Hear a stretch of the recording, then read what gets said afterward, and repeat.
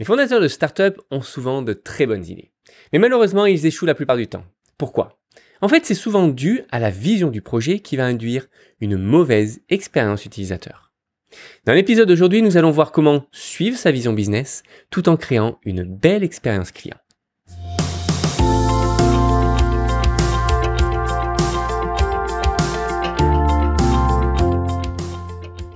Bienvenue, vous êtes fondateur, vous n'avez pas de compétences techniques, pas de panique. Avec le Startup Snack, on vous donne toutes les clés pour piloter votre startup sereinement. Et c'est disponible sur YouTube et sur podcast. Je m'appelle Amaury, je suis le fondateur de My CTO Friend et depuis 2013, j'ai accompagné des centaines de startups en tant que CTO.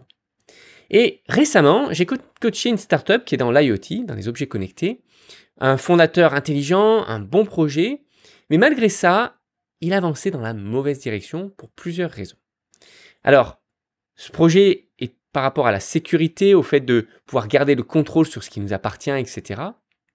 Et sa vision est bien trempée, bien positionnée.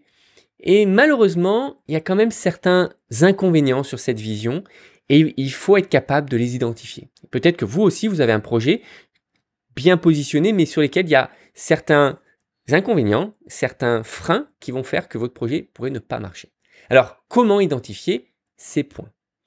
La première chose à faire, c'est d'abord de dessiner ce qui va être l'expérience client, l'expérience utilisateur. Faire ce qu'on appelle le Customer Journey Map, la carte de le parcours de l'utilisateur. Ainsi, je vous recommande aussi de créer les écrans, de dessiner les écrans que vont être ceux de vos applications. On appelle ça souvent les wireframes.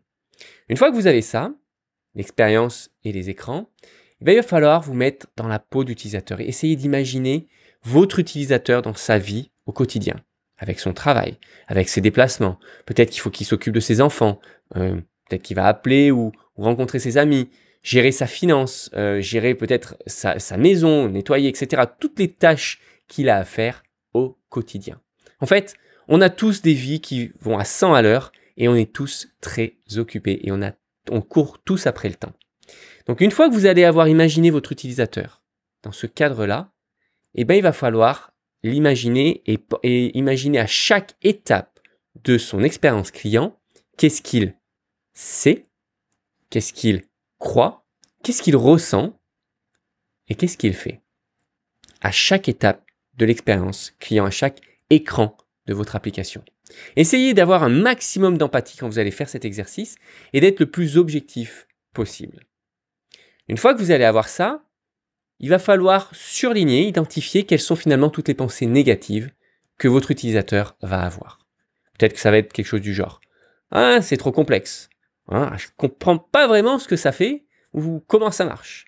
Oh, je ne vois pas vraiment où ils veulent en venir en fait si je suis leurs étapes. » Ou éventuellement « Ah, j'ai déjà vérifié le prix, en fait c'est déjà trop cher, c'est pas la peine que j'aille plus loin. » Ça, c'est le type de pensée que peuvent avoir vos utilisateurs et qui vont complètement casser l'expérience utilisateur. Et typiquement, avec la startup que j'ai coachée la semaine dernière, c'est exactement de cette manière-là que l'on a compris qu'on allait penser construire une expérience qui allait forcément casser, qui n'allait pas être agréable et qui fait qu'à un moment donné, l'utilisateur n'allait pas aller plus loin. Pourquoi? Tout simplement parce que les prérequis étaient trop hauts. Les prérequis de sécurité étaient vraiment trop exigeants. Et en fait, vous savez, l'expérience utilisateur, c'est trader en fait. Je vous donne un petit peu, vous me donnez quelque chose en retour. Par exemple, je vous explique, je vous enseigne quelque chose. Par exemple, avec cette vidéo ou avec un site web, on enseigne quelque chose et en retour, on dit si vous en voulez plus, donnez-moi votre email. Ensuite, une fois qu'on nous a donné l'email, on va vous donner encore plus. Vous m'avez donné votre email, je vais vous donner encore plus de valeur. Et maintenant, si vous en voulez encore plus que ce que je vous donne en échange de votre email, donnez-moi un petit peu d'argent, etc., etc. C'est comme ça qu'on construit une expérience client. Et donc, la valeur qui peut être fournie par un client, ou par un client, un utilisateur, peut être de son temps, peut être de l'information par rapport à son projet, par rapport à qui il est, etc. Ou ça peut être de l'argent. Et c'est le type de valeur, c'est les 3 types de valeurs qu'un utilisateur peut vous fournir.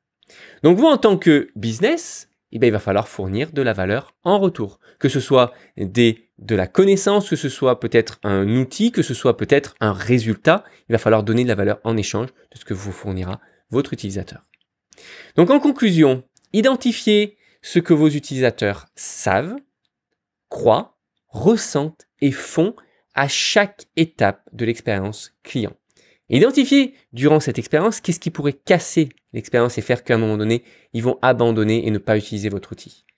Essayez de fournir toujours plus de valeur à vos utilisateurs que ce que vous attendez en retour. Si vous demandez un email, fournissez quelque chose qui a encore plus de valeur que l'email de vos utilisateurs. Et essayez d'être le plus objectif possible. Et évidemment, le meilleur moyen de construire une belle expérience client, c'est toujours de parler à vos utilisateurs et de leur demander des feedbacks, de leur demander un avis sur ce que vous êtes en train de construire. Voilà, si vous avez aimé cette vidéo, likez, abonnez-vous pour recevoir chaque semaine de nouvelles astuces sur comment monter et scaler sa startup. Et si vous avez des questions ou vous avez un sujet à suggérer, faites-le en commentaire ci-dessous.